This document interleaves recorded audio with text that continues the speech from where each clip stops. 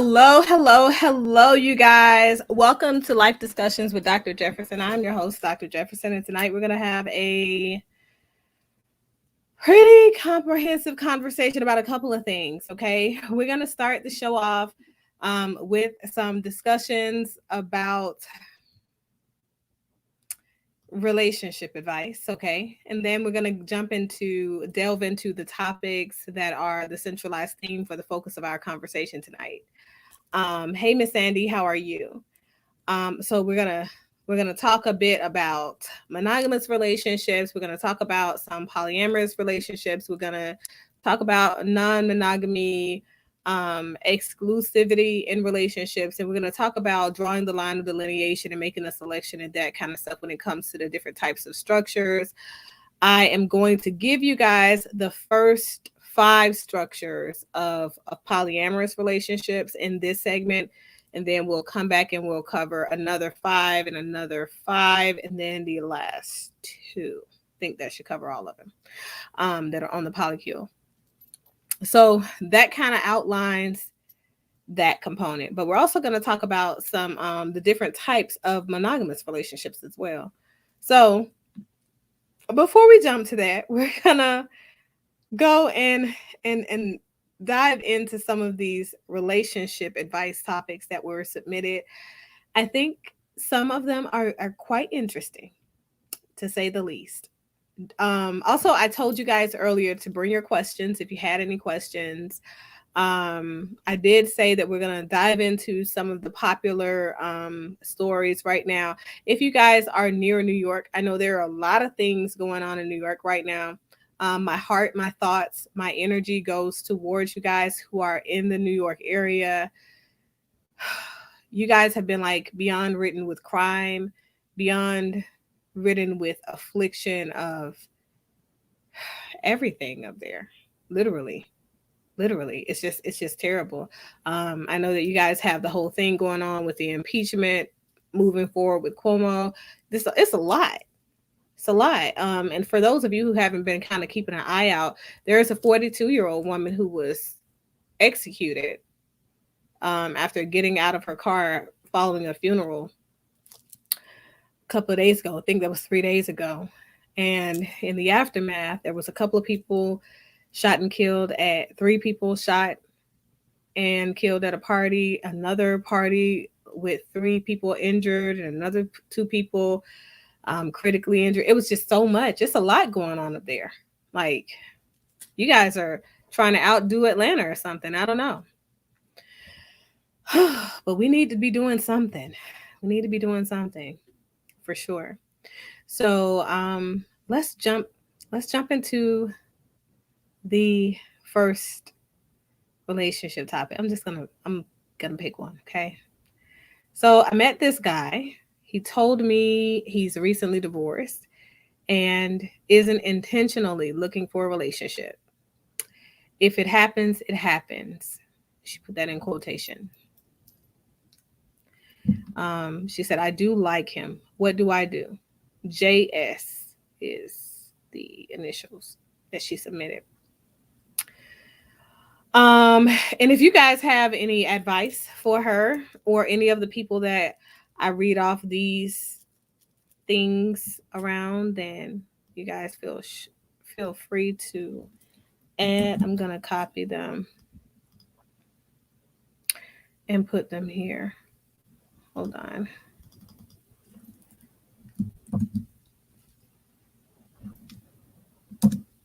Okay, so you guys can see the question that we're on.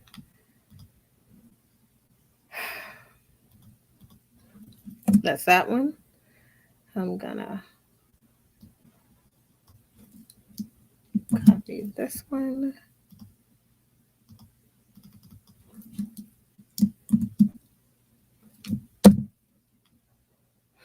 All right, so now I'm going to read this one.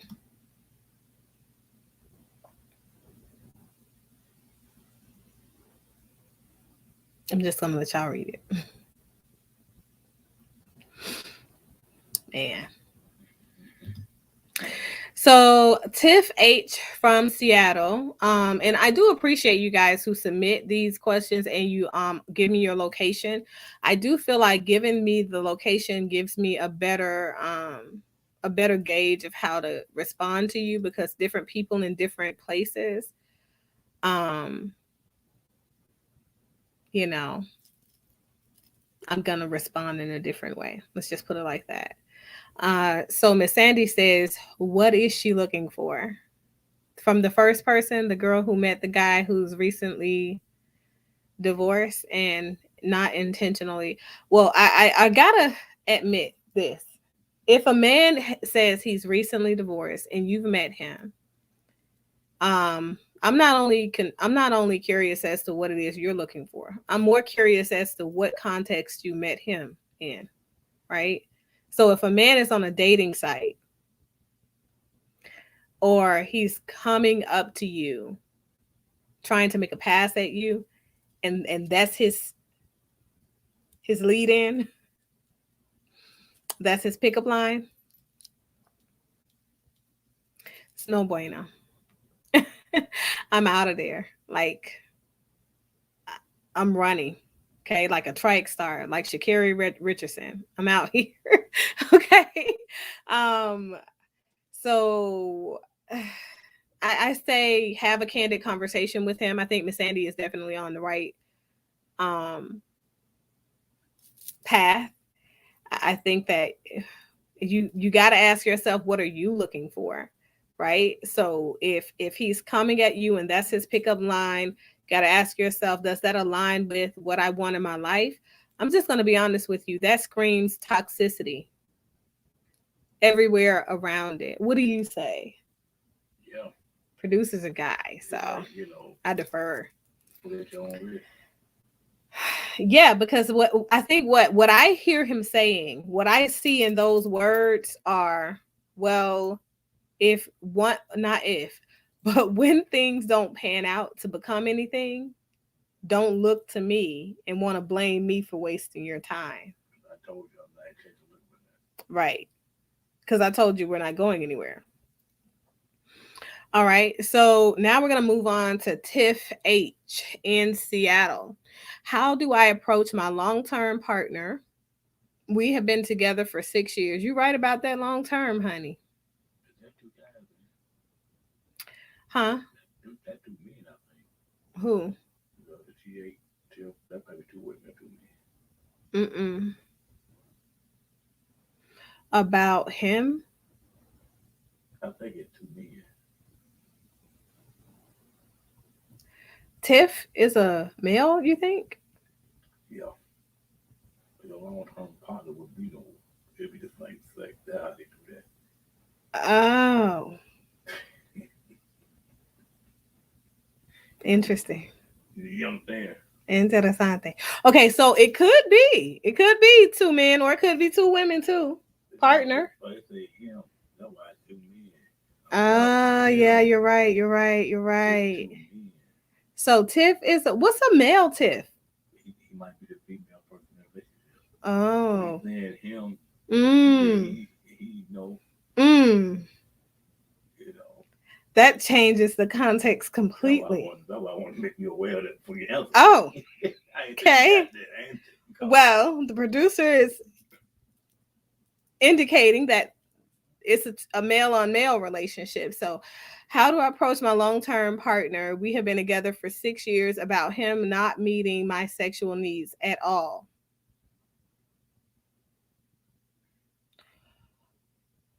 Well, I believe in having a very transparent type of relationship when it comes to communication, conveying the needs, desires, wants, whatever. Right? Miss Miss Sandy. Don't sit it out. Don't sit it out now. Come on with the advice, okay? But I think that you have to be honest. I think you have to be honest. If he's not meeting your sexual needs, I think you have to let him know exactly what it is that he's not doing for you. Um, that's interesting. You said at all. Yeah, that's what I'm looking at. The at all part. Yeah, That's a lot. that's a For few years. six That's a lot. years? Man. But you know what? I'm starting to notice, I am starting to notice there are more people giving more years of their time out, especially their precious years. Like, but obviously if you guys are a male on male relationship, then we're not really worried about, you know, making babies. So procreation isn't an issue. But still, that's a lot of time to give somebody and then have them not meeting your sexual needs at all. Like, I can understand. I do see, because, here's the thing, you guys. Relationships are not, they don't survive wholly off of good sex, right? Good sex is definitely a good thing. Okay. It's a positive point.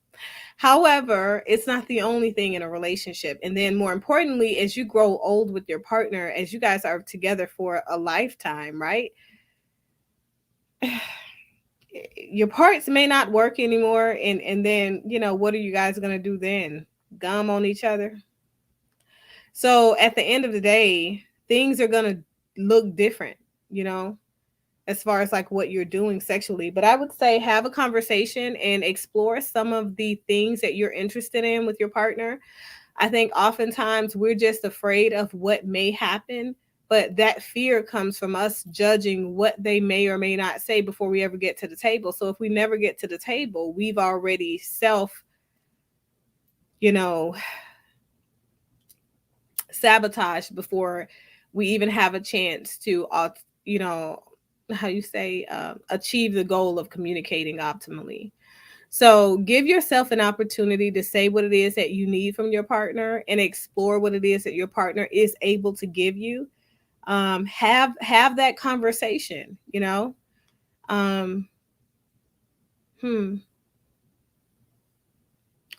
That's all I can think of, because I guess I got so many questions. I'm just gonna be honest. I have a lot of questions. I'm curious as to what your guys' sex life looks like. I'm curious as to what you've already tried as far as like trying to improve, if you've already had conversation previously and been shot down or shamed or blamed, if there is any infidelity or insecurity. There is a lot of questions that I have.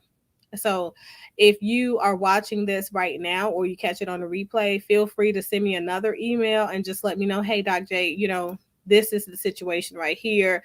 Give me more context, okay? And I'll be able to give you more, because I need to know all of that stuff, to give you a really good direction as to go in. But But exactly, hell, gee, what? how do I approach my? You never had a conversation that approach. It never came up. Well, it doesn't. Well, asking the question, how do I approach them after 6 years, doesn't mean that I've not had the conversation. Uh, People struggle with having a, because here's the thing, and I think we need to mention that. Yeah, people could have had, you could have had the conversation, but your partner shot you down or thought you were joking. And a lot of folks joke when they approach you. It's like, boy, you ain't doing nothing. You thought you was doing something the other night. You wasn't hitting nothing. I ain't feel nothing. He, ha ha, ha ha. No, I'm not playing. I'm serious. Said I'm not curious as to what it looks like. Oh, Miss Sandy, look, you got to think about it. So let me tell you guys something. Homosexual sex looks very similar to what sex you have with your partners, oftentimes in heterosexual relationships. I'm just gonna be the bearer of consciousness, okay? Just gonna be honest. I provided sex therapy for lots of homosexual couples and heterosexual couples, polyamorous and monogamous couples alike. Uh, it's not a lot of difference, but each couple or each person is very individualistic in what their preferences are, right? So if we're talking about preferences, hmm, you know, so hmm, Yeah, right. Gotta have a conversation. yeah, you just got to be open. You got to try to explore and have the conversation. This next one is interesting. If anything else, they tell what you need and how to achieve it. Well, you won't be talking about how to achieve it at that point, right? You'll just be saying what it is. Uh, Right to talk. hey, Stranger Talk Live, how are you? Shout out to the chat. You guys are amazing. But I said it already, but some of you may be in and out. If you guys have anything for these people who are submitting their relationship questions, feel free to chime in. Um, if the relationship question at hand is from you,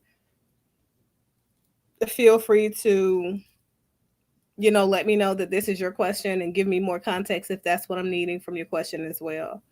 I'm just copying from my email text here and putting this next one up. Okay. So, does anybody have anything for the question that's up there now? Oh no. Not a clue. You talking about you? Yes. I ain't got nothing else. That's a whole different culture by itself. Okay. So, the question is, do women not date trans men? Any dating advice for, I think he meant trans men. Yeah, Yeah, trans men trying. So trans men trying to connect with good women. JR in Oregon submitted this question. Um hmm, man. The LGBTQIA plus community is out here strong today. Okay. you a doctor, I can't help with that one. You guys are representing, is it like Pride or something? I think Pride Month was last month. Um That's tough. well, to answer your question, I'm gonna say yeah, women definitely date trans men. One of the main complaints that I get from women who are in relationships with trans men, and also from the men as well, that are trans men, the main complaint that I get from them in their relationship is that physical compatibility, because many of those women have, been exposed to very large dildos and very large penises. And then, when we do the trans surgery for trans men, we are not able to put a larger penis, you know, it's more smaller to average. So, and then also it doesn't, it's not going to become a fully erect, like really, really hard and strong. You know what I mean? So that's one of the things, that's the common complaint of those women. But definitely women do date trans men. It's not, it's a market for every type of person out here. You understand? So the only dating advice I would say is maybe, meetups is a very, very common tool for people who are looking for similar things. I think the distance way to do it. Um, so use like an online meetups, or like maybe try a gay bar, because gay bars have a variety, a plethora of people from a walk-in alternative lifestyle living, and everybody's there. Everybody's comfortable with everybody, you know. Stranger Talk Live, we're running down the relationship advice parts first. So, You telling me that you oh, that crazy. uh, so Good advice though. that's that's all I have for that one. Um, let me see. So, I thought the same thing. You gotta find like wise people, like minded people. like-minded folks, yeah. Okay, so now we're gonna go to the last relationship topic before we get into the nooks and crannies of tonight's conversation. Um, Emily W from Atlanta, representing ATL. Okay, Emily. Mm. She says dudes will offer to lick the entire crack of your ass before offering to take you on a date. This generation is sad as fuck. What are your thoughts on this, Doc? Well,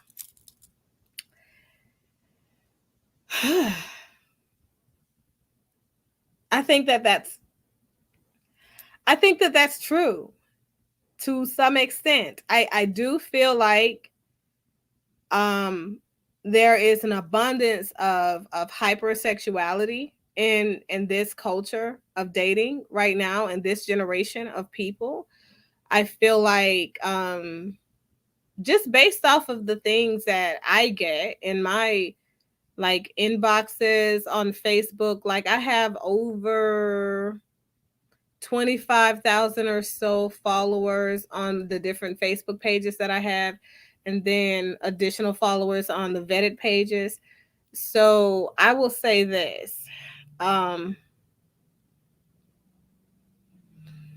you can't control what men offer, but you can definitely control what it is that you invite into your energy center. So I always just say entertain what applies, and what if it doesn't apply, let it fly.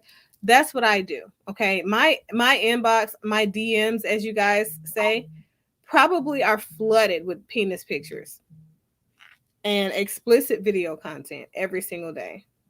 Okay. However, that ain't got nothing to do with me. That's not my business. So I mind my business. Okay. um if I wanna, if that's what I want to see, that's, you know, if it's not my penis, it doesn't do anything for me. I understand like these younger ladies, this generation, these younger guys, there is something about the visual that does something for you. And even in older folks, like in the day, they used to have those what's the magazines, Playboy? Yeah, Hustle too. Yeah. Yeah. So I mean, so it's doing something for somebody.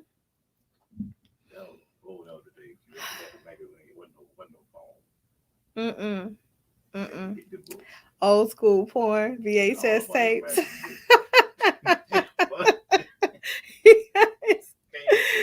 Man, that's crazy. That's crazy. I'm telling my age, y'all. No, no. Right, right. God. Okay. I'm not. I can't go there with you folks. Y'all are not gonna do that to me tonight.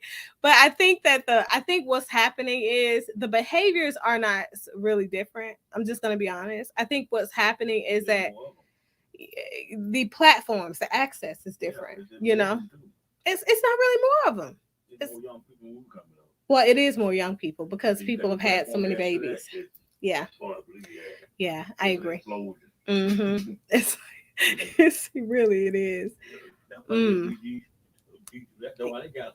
Right, because it's enough to expand. You know, we got enough folks to be a part of pop culture and alternative lifestyle culture now. Yeah. Uh-huh, in an abundance. But so let's talk relationships, monogamous relationships. We'll start off with that one for the day. Did you guys have anything for our last relationship topic before we move on to the nooks and crannies of today's discussion first? Also, if you guys are logging in for the first time, if you guys are catching me for the first time, just know that you need to go ahead and hit the subscribe button, the like button, hit the notification bell so that you are able to be notified when it is that I'm going to have, a different topic or go live and things like that. Yeah, set your reminders so you can come hang out with me on a consistent basis. Okay. All that good stuff. Um, but so let's get into the whole conversation around monogamous relationships. Okay. So when we hear monogamous, right, we hear monogamy. People talk about monogamy, and monogamy has been around since before Christ. Okay. Ages. It predates time, essentially. Okay. However, there is a general consensus amongst so many people that monogamy wasn't meant for men. I don't know where I got that.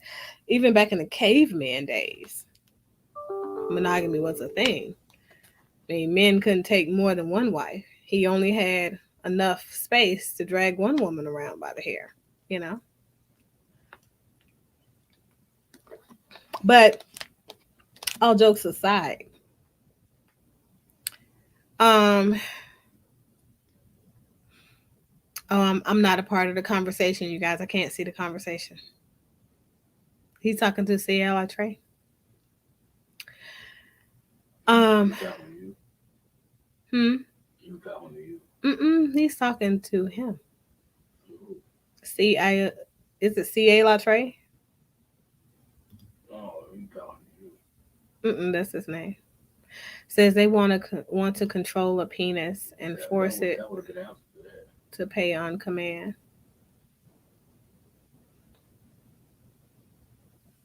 I don't know which I don't know which question you're referring to.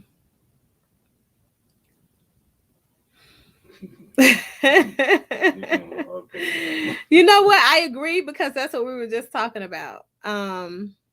Because there are many more people now, and you know what? Let me say this: it's not necessarily that there were not enough people. There was not enough ready access to other people back then. Okay, like so we're talking about a time when people were not as curious as they are now. We hadn't reached the age of enlightenment yet, so people were not as curious. They're not trying to find things out. You know, they're trying to stay in their zone. Safety was a thing. And to be honest with you, that's why when we refer to the psychology, the human science of the brain, we refer to the amygdala as the reptilian brain, because those are your caveman instincts, right? So the origin of caution is for us to be fearful of all things unknown. And so when we don't know a thing, if we don't know an outcome, we're going to be fearful and kind of seeing and engaging that thing. Okay. Uh so when we think about monogamy, and this is before marriage was a thing. So the word marriage wasn't a thing back then, okay? During the caveman days, there was just they were just together, okay, and they were happy to be together. And so monogamy would be a word that we use to refer to the type of structure that they had back then. Monogamy, definitively speaking, refers to being married to one person at a time. And if we had to go back and take it all the way back to its origin, right? Monogamy really refers to the fact that marriage is a lifetime commitment. So it's until the death, right? And um, man would only take one wife, and that wife would be that man's property. Excuse me, like all other things, but he still would only have that one wife.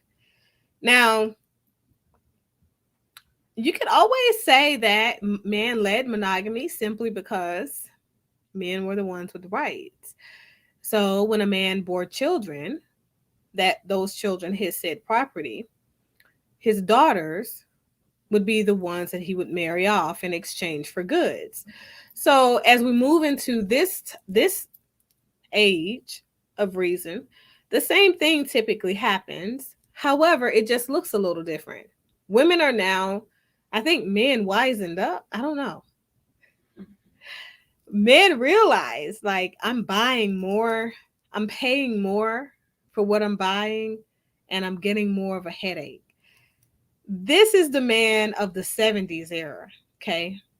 That's when men started to realize, like, wait, 70s and 80s, like, I don't know if this is what I really want.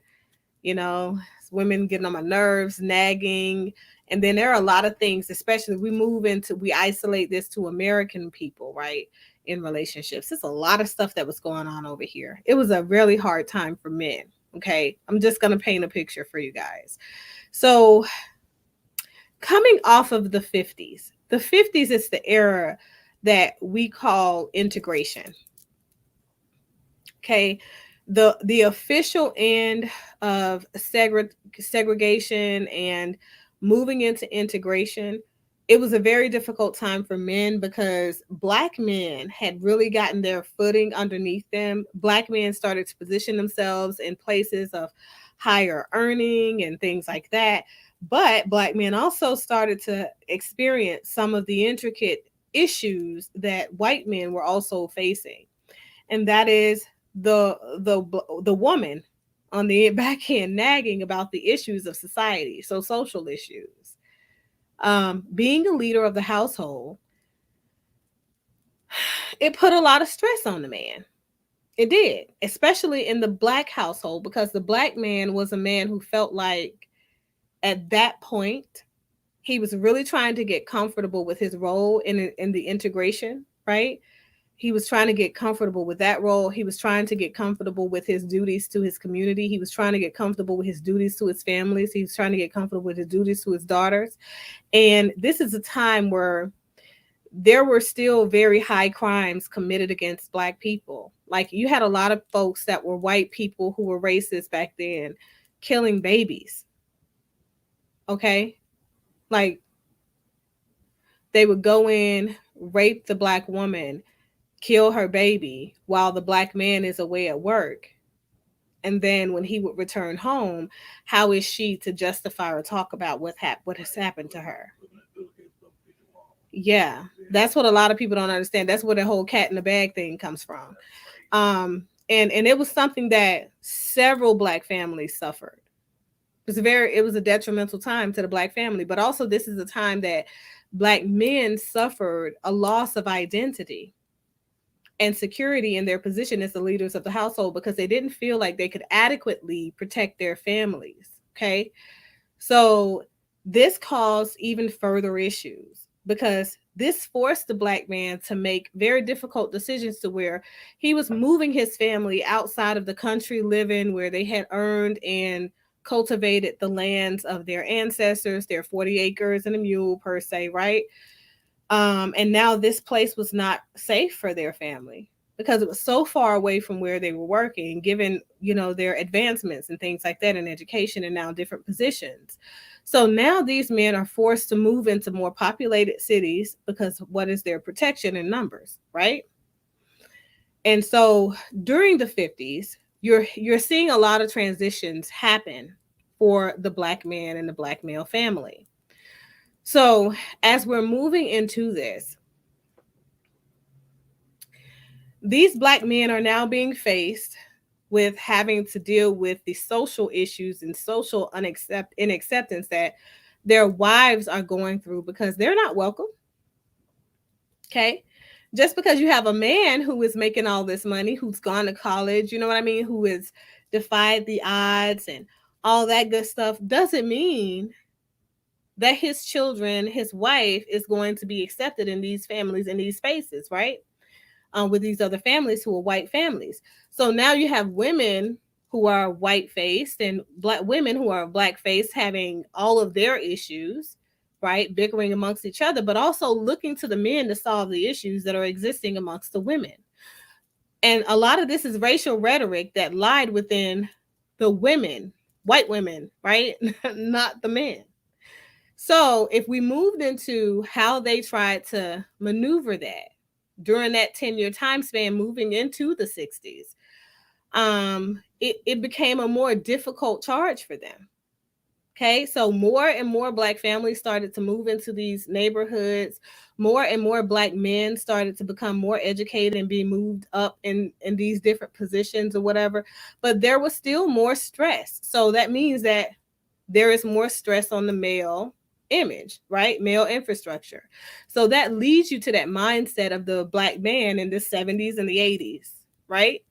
So now, after enduring that 10 to 15-year stretch of stress in those marriages where they're now older, but still very much going through those same intricacies, civil rights marches, and all of that stuff, all of the advocacy, all of the, microaggressions and direct aggressions against their family systems, and those things causing intramarital problems and things like that. These men are now charged with providing security still for these family systems, for these women with these issues. But at the same time, you have the push for feminism. So now women can get out, work, get some stress off, relieve some of that stress and tension that they've had in these neighborhoods, being the non-working wife, the wife who's cooking and cleaning and providing and having to deal with the racism head on, right? While the guy is at work. Even though he's dealing with the same thing at work, right? It's a little bit different when the woman is dealing with it on the back end at home, and then bringing that same said issue that he's had to deal with at work into his responsibility index. So now men, we're moving on up. 60s and 70s mindsets, 70s and 80s mindsets. Men are now just fed up with all of the issues associated with having to protect and provide the peace, right, for the Black woman.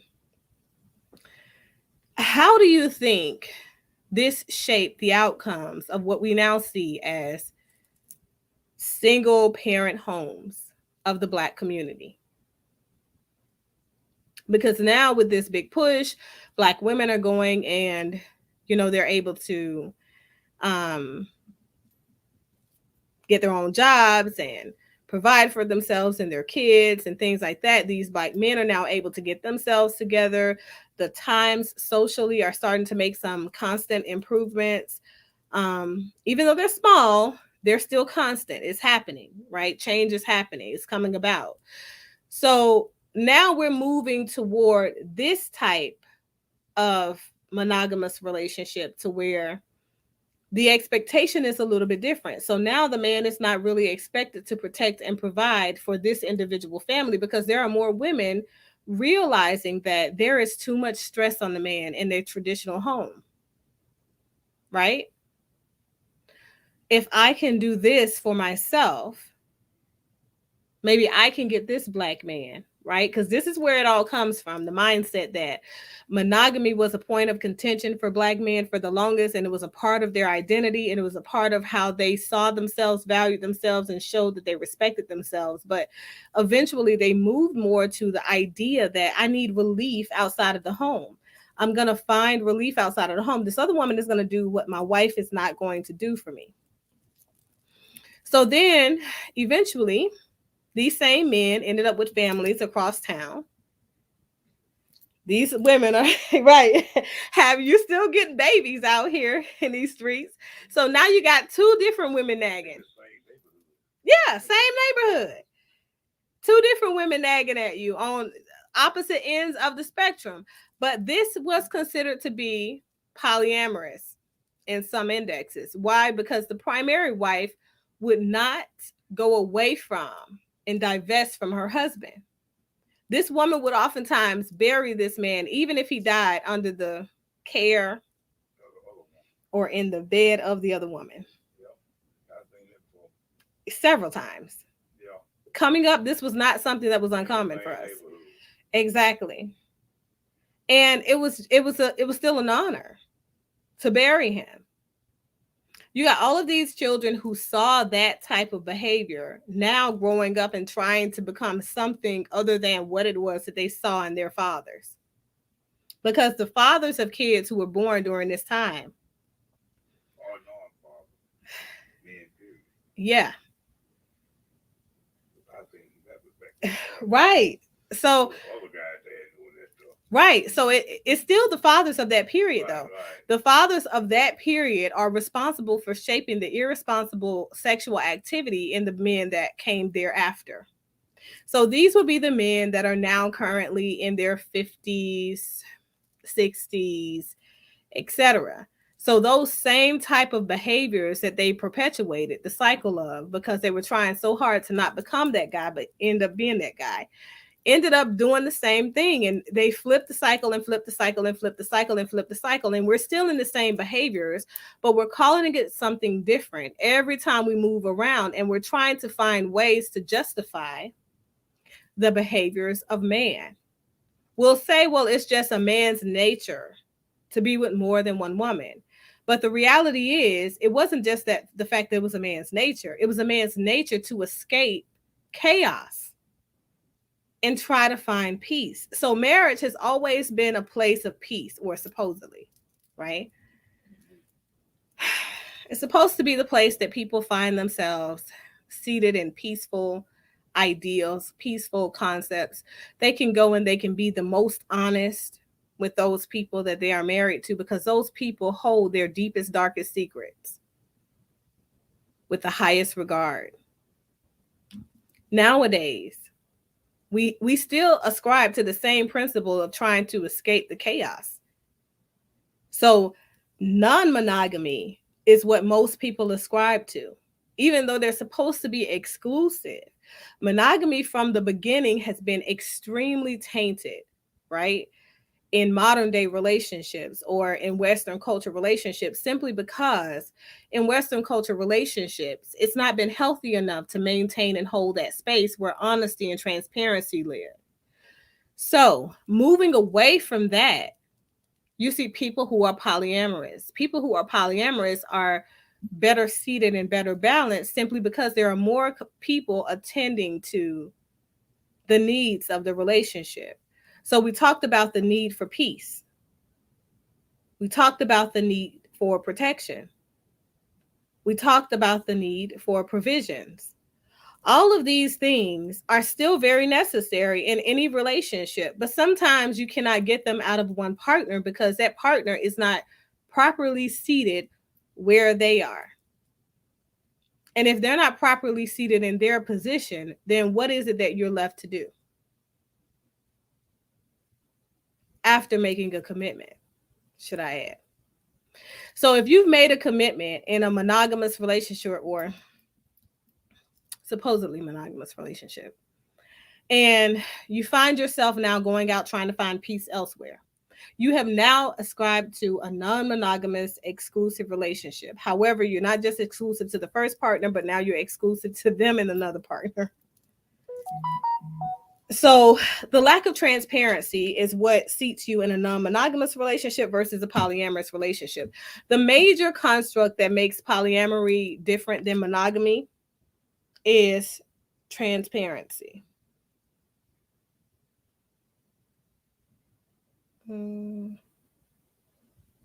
Sorry. It's really important for us to be people who are very honest and transparent if we want successful relationships. If people cannot communicate and convey safe messages to us, honest messages to us, right, we cannot say that there is peace in a relationship. Your relationship is meant to be peaceful, whether it's polyamorous or monogamous. Whatever you choose to do is really on you, right? So you can't push a person to one direction or the other direction. But the truth of the matter is this: in polyamorous relationships, the idea is to be as transparent as possible so that you can accomplish the type of polyamorous structure that is necessary for you and your survival in your relationship. So if we had to talk about some of the non-monogamous exclusive types of relationships or non-exclusive relationships in monogamous culture, what are some of the centralized themes for you guys? In monogamous cultures, again, we're going to talk about the relationships for one-to-one partners only. Let me look at some of the comments. I missed all of them. So you guys have to excuse my producer. He'll just put the stuff up, but I don't look at that screen until I'm done talking. You're talking about people. You talk, but you can't read. Well, you could, which is where you want to be, and not in the comments tab. You want to be in banners.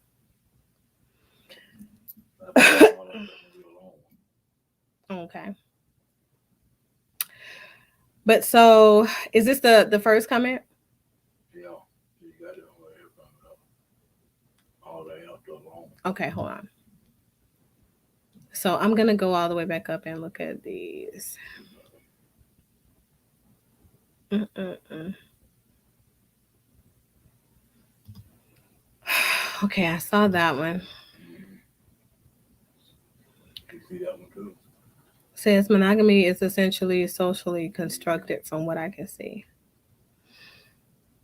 Well, all elements of relationships are socially constructed, essentially, all of them, because we're all a part of one society, not one or the other society. Uh, Men are getting married now, but why the cow? I posted that one too. I didn't see any of these. I know one thing you're talking about. That's why I left my own thing too. I can put it back up there. But why buy the cow when you can get the milk for free? But is it really free though? We're gonna talk about that. We're gonna talk about that. It can be free, but it's gonna cost in the end. Not Later on, necessarily. It's not even free initially. no, it ain't free. Mm-mm. Mm-mm. I ain't never seen that. So really think about that. Think about that one and ask yourself, is it really free? No, I no. just talked about the struggle that the African American man, the black man, has had for years, coming all the way up to now. And I want you to ask yourself, because nothing really has changed, right? The expectation is still the same of the black man. However, it just looks a little different. So everything costs.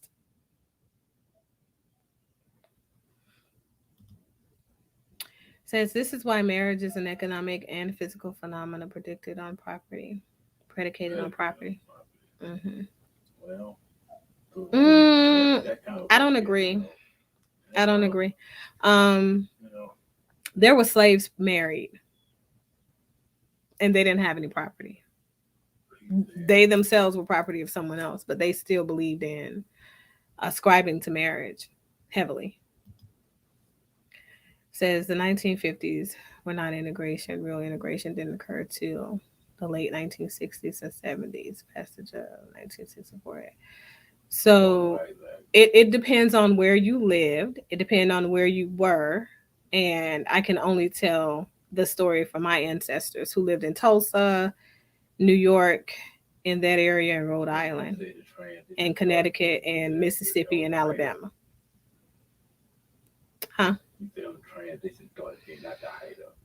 Yeah, but so integration by definition means that we're moving away from segregative practices where white neighborhoods and black neighborhoods by law are, Prominent in the city was starting to but no, in the 50s are where the law started. So the laws for property, 25%, um laws for who lives and where, what property, what area, and things like that, those started in the 50s, where properties and neighborhoods were, you were able to buy into neighborhoods that, you know, were predominantly white or 20 over 25% white. If you were black, that started in the 1950s.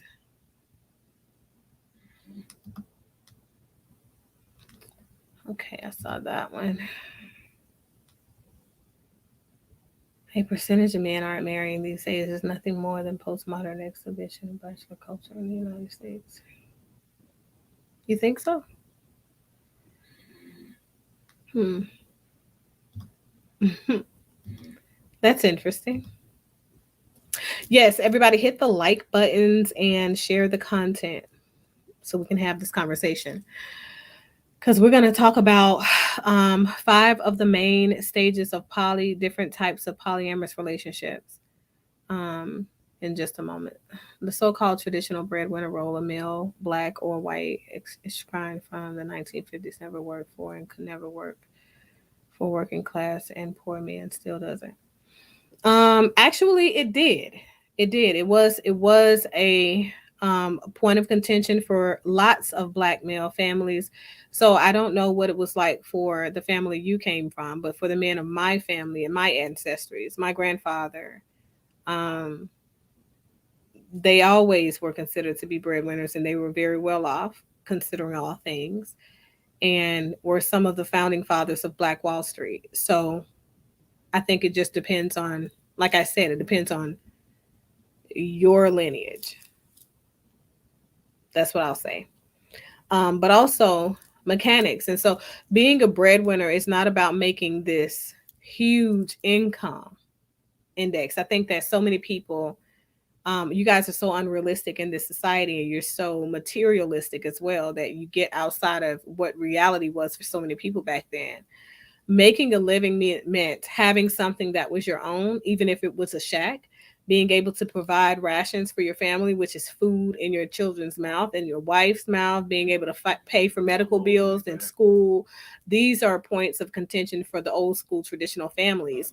The problem is with this modern day mindset and framework, you're so far removed from that these are not points of contention for your even mindset. You can't even envision that, right? Microwave name brand Right. Everything is instant gratification. name brand. Uh, Miss Sandy, what are you talking about in that comment? So, the point you make about women thinking it was an honor to marry men who had affairs or families.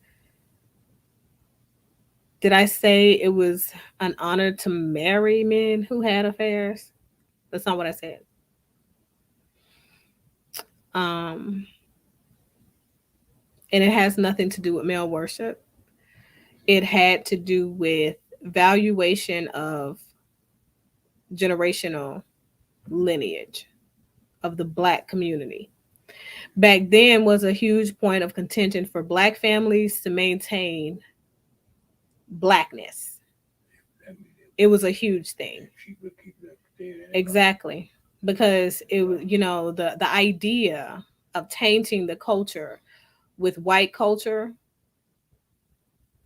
was it was treason. It was treasonous back then. Right, right. Because at the end of the day, so I think that maybe you're just misinformed, or maybe you just don't know enough of the older people who lived back then that were part of the Black culture, or maybe your culture is not a Black culture.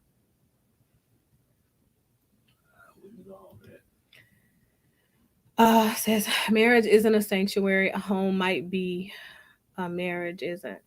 It's why men either had affairs, other families never married decades ago. Yeah, subjective. Are you talking about now? A lot of men should stay single. Um, Men accept women's culture. Women should accept men's nature. That's interesting. What again is men's nature? I don't agree with that. Every man must have all of them. That's a choice. That's Yeah, no, it's a, but I think that it is one of those things that's being conditioned. So hypersexuality is a part of current culture. Okay, I'm not gonna act like it's not, because it is. Okay, um, it's a very normative part of culture now, and whether it's something that we want to accept or not is really up to the people who are molding and shaping, cultivating, and then living out this societal norm. So moving forward, as we're thinking about what our future will look like, I think the young people now have to ask themselves, those folks in their 20s and 30s now, you got to ask yourselves, like, is this the type of future that I want to pan out for my children, right? And to be honest, um, there are several young people who don't even believe in being parents or becoming parents anymore. And the vast majority of people who believe in continuing to procreate and continue to contribute to their legacy are the people who are part of polyamorous relationships. And we're going to talk a little bit about what that looks like in a moment. Okay. I use a single income for soap opera, but it's not a huge income. So it's not about the amount of the income. I'm going to say that again. caught up now. Yeah. So sometimes I feel like I got to speak real slow. So being a breadwinner means that you are the primary provider for a family system, right? So it doesn't mean that you meet society standards of acceptable income, exceedingly acceptable income, or any of that. What it means is for the household that you provide for, that you are the person who brings in the vast majority of the income that is meant to take care of the necessary bills in that household. Okay. So that would be, if you're renting, it would be your rent, major bills. So your utilities. Okay. Like, I feel like, why should you have to even explain some of those things? But it is what it is. So your utilities and household overhead, okay? Insurance, right? So those things. Yeah, I guess we don't know. Says it's in a man's nature to sleep with multiple women. So women should expect men to be I don't faithful. agree with that. Shouldn't expect men to be faithful. It's not in a woman's nature to provide, so don't expect her to take care of you like you would her. If you That want to enjoy your life, man, and create some bad soul time, have at right. So it's not, so it depends. I think, Miss Sandy, are you only referring to American men? Because, okay, so here's the thing: nature is specific to society. So if we're talking about American men, it may be in American men, Black American men especially, nature to sleep with multiple women, simply because we just talked about the nature of evolution, the evolutionary cycle of which Black men have had to go through over the course of time in their attenuation to relationships.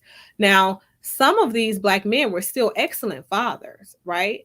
And they were excellent in their role as fathers, okay? And they would definitely explain how they moved to their children and their grandchildren, okay?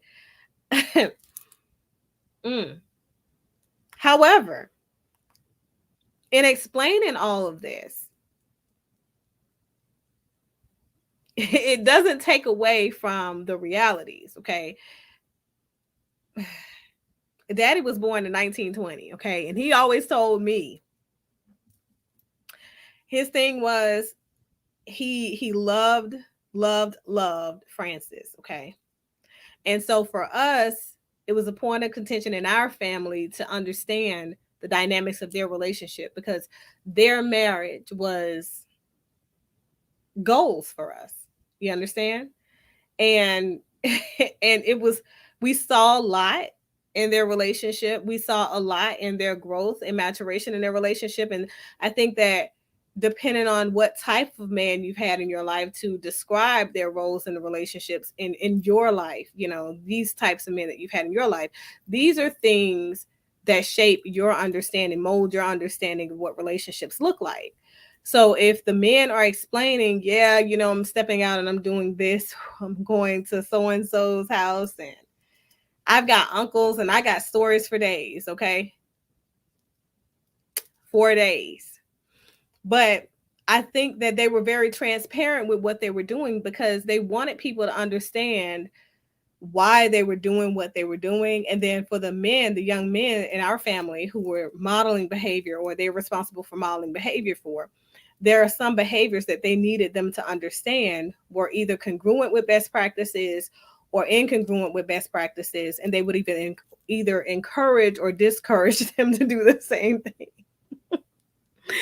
So I think that that's one of the things that was very helpful about the men back in my day. I don't know about what you guys experienced, okay? But the men that I came up with, these men were men who understood when they did do something that was unacceptable, and they never would they would never encourage other men to engage in that type of behavior. So I think that the accountability part is something that is different with this society.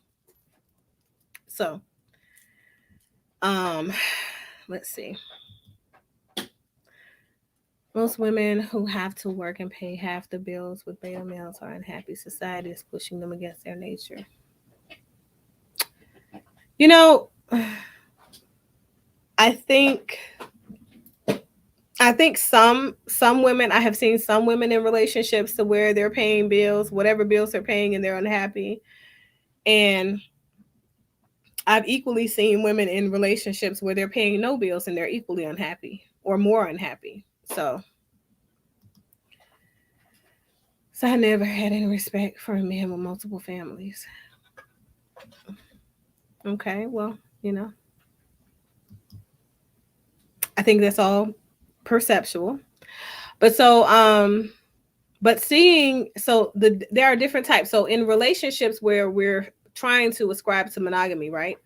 You see men and women who are attempting to marry one another first, or women and women, or men and men, whoever it is, one partner trying to marry and stay with the one partner for a duration of time. And it's meant to be a lifetime, but then they end up going through the difficulties that life yields. Okay. And so upon going through those difficult moments, typically these folks have a really hard time with just communicating adequately.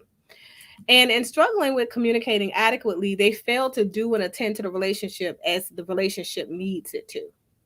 As a result, they end up in extramarital affairs, extra relational affairs, and other intimate relationships that are not their primary relationship of choice or commitment. All right. And so, if we're to talk about the different types, it's that type, which is the exclusive relationship between one on one partnership. Then it's also the whole friends with benefits. Friends with benefits are two partners who are typically operating somewhat exclusively with one another, and they don't have a title, right? So they may help one another out, you know, with bills or cleaning or cooking or whatever. They do all the things that married folks do sometimes, couples do, travel together, may do a number of things together, but they don't have the title of the official relationship. Okay. And then you have the cut buddies. Okay. The only thing that they do is have sex, and that's it. They see each other, they have sex, they leave, part ways. There is nobody spending the night, any of that. Okay. So those are the main monogamous and non monogamous exclusive relationships that exist in Western culture today. Okay. Oftentimes, however, in that first one where you find in that person trying to be with one person and make that commitment and they're stepping outside and they're cheating with someone else, that other relationship causes a plethora of issues for them. And eventually they end up trying to attach themselves to a polyamorous relationship because they're like, well, I'm already seeing two, three, four, however many people, right? The thing is, what I want to draw the line of delineation to is this: polyamorous relationships are a different culture, it's a different subset of cultural norms altogether. Alternative lifestyle is not the same as pop culture. If it were, it wouldn't be called alternative lifestyle. Alternative lifestyle includes many of the people who submitted relationship advice questions today. So, the trans population, gay population, bisexual population, non gender conforming population, all of these different types of people fit within that context or that index of folks. Polyamorous relationships are a part of that culture because it is alternative to Western culture's popular nature of moving into and creating relationships. Okay. So, polyamorous relationships can include males or females in any of the vetted portions of the relationships or important parts of the relationship. Okay.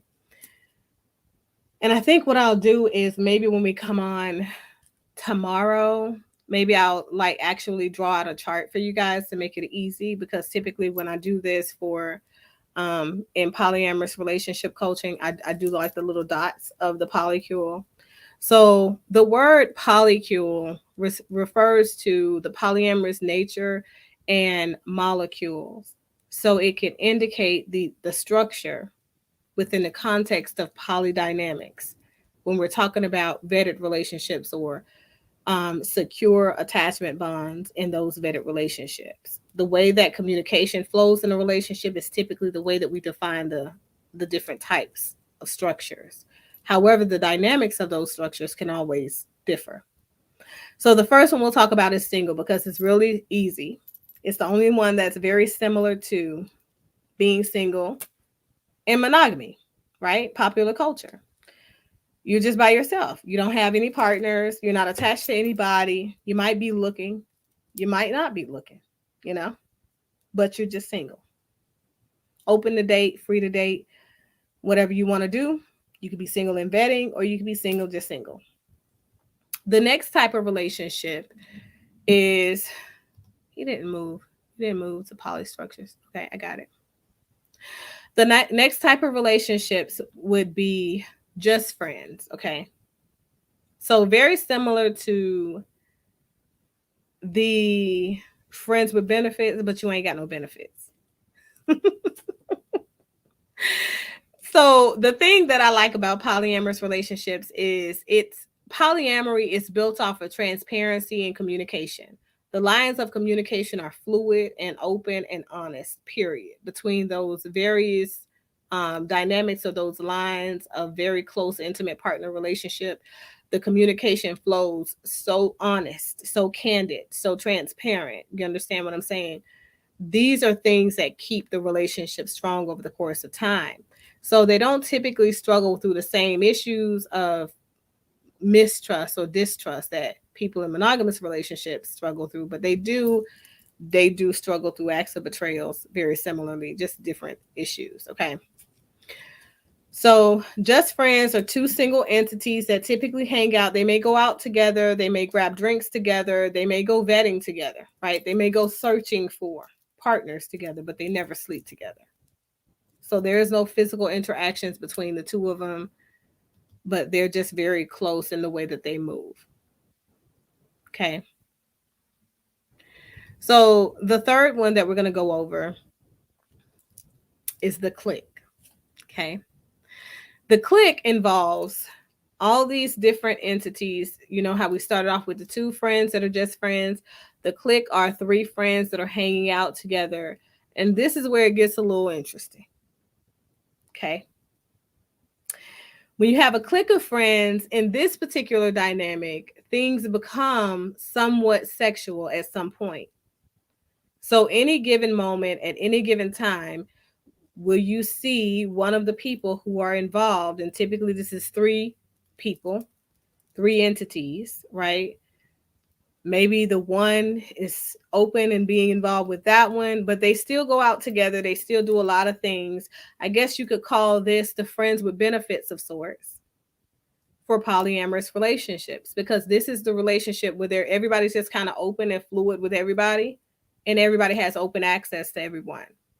But also, they don't typically step out and have sex with other people, right? If they do, they don't have to say anything to one another. So this is one of the more dangerous dynamics that are in the poly structure, because you're not expected to disclose if you're having sex with outside people, because you're supposed to only just be friends, right? Just multitude of you. So, any questions about that one before we move over to the posse? Okay, so now we'll move into the posse. The posse contains 4 vetted people in that same condition, under those same conditions. So, open lines of possible communication, but no required communication between anybody, because nobody has a close and intimate connection. Everybody is looking for outside relationships, but these people have typically found themselves in the hunt, if you will, with one another for a period of time. This typically looks like joining into meetup groups, going to multiple events where you're trying to find the popular energy, you're trying to, the proper energy. And typically a posse, I'm just going to be honest, typically includes several different unicorns. So people who are looking to be a third in a relationship for someone else. And they find themselves very much attracted to one another because they're all looking for the same thing, but they also have physical needs that need to be met. And now they've been hanging out for typically over a year. And so they become a source of physical relief for one another, also spiritual relief and that kind of stuff. But there is still no expectation when it comes to communicating that you're sleeping with outside people, right? So it's very open. And I always say this is still the danger zone. So then we move to, let's do the couple, because I said I'd do five. So we move to a couple, right? And we'll just move to a one-on-one couple within the poly dynamic, okay? And then we'll talk about the poly couple, the power couple tomorrow. So the one-on-one couple would be the couple where you have two independent entities who have decided to come together. Sometimes these people come together as a means of them being both, you know, a party to a posse or a party to just friends for a long period of time. And sometimes you even see them coming from being a part of a clique. Okay. But these two people have decided to come together.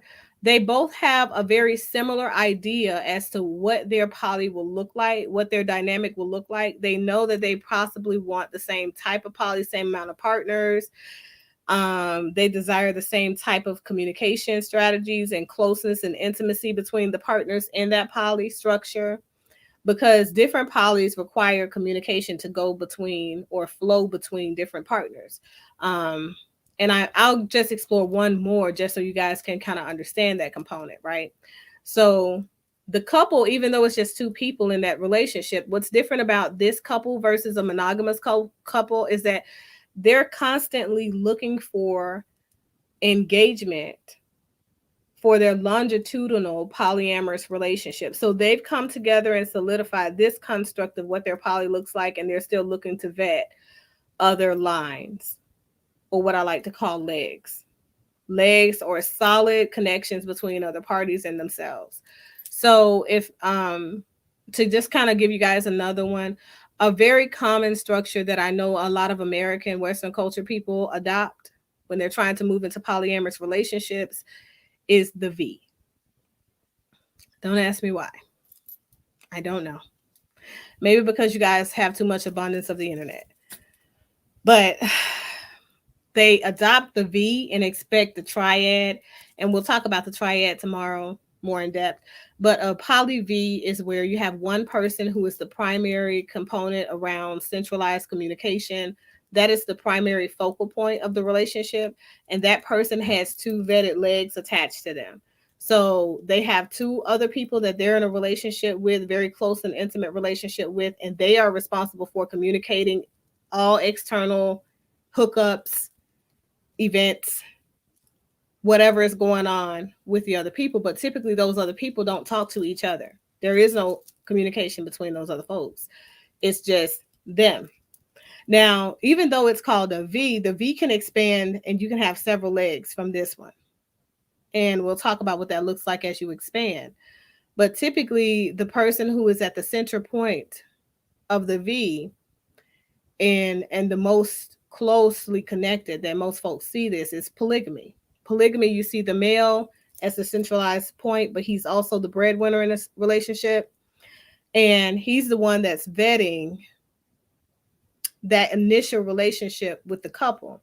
And then, even though they don't have communication with one another, his wives are responsible for vetting the additional legs. So typically, that's how that goes. Typically, the wife or the other partner, husband, whoever it is, that's the on the opposite end of the leg is responsible for selecting the other partners that are going to be connected because they know the expected dynamic and structure of the primary or centralized focus point in that relationship. So that's why I say communication is so important, and then transparency and honesty is so important. But people who are in monogamous and non-monogamous exclusive relationships try to come over into the polyamorous relationships lifestyle because they're missing security in their relationships, but don't understand that there is even more complexity moving into moving into alternative lifestyle if you're not from that culture, right? But so that is all that I have for today, you guys. It's been a lot. I expect it to be under an hour. Really, I did. Really, really, I did. And I see you guys have been super busy in the comments. I'm gonna do my best to go back and review them. But I've given you guys 6 instead of 5. Go sit with it. Write down additional questions that you guys have, whatever you want me to expand on. If you want me to give you examples and things like that, I can name names, Marla, Allen, etc., to make more sense to you. But what I will do is, once we get into the more complex poly structures, I'm definitely going to have a diagram for you guys. You got to have that. So I will see you guys again. I think I'm going to come back on tomorrow to expand a little bit more and touch on this topic in a more expansive ways, because lots of people have more questions about polyamorous structures and dynamics. And I feel like the easiest way to describe them is to talk about the fluidity and communication, of course, the closest in proximity of intimacy and things like that. So that's all I've got. I'll be seeing you guys later. Bye.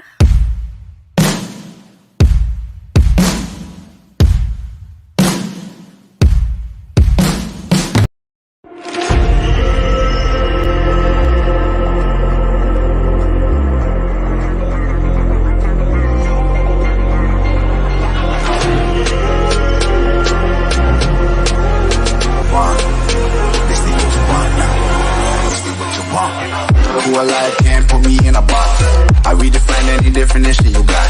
I am the tiger, I'm making steps to the top. The flames, I whip it up, you just gotta hand me the rock. Take a seat, you cannot stand it.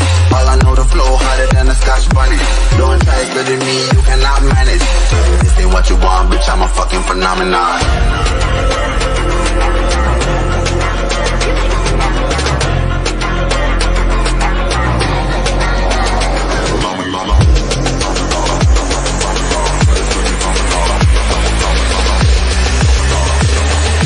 This ain't what you want, bitch, I'm a fucking phenomenon. Phenomenon.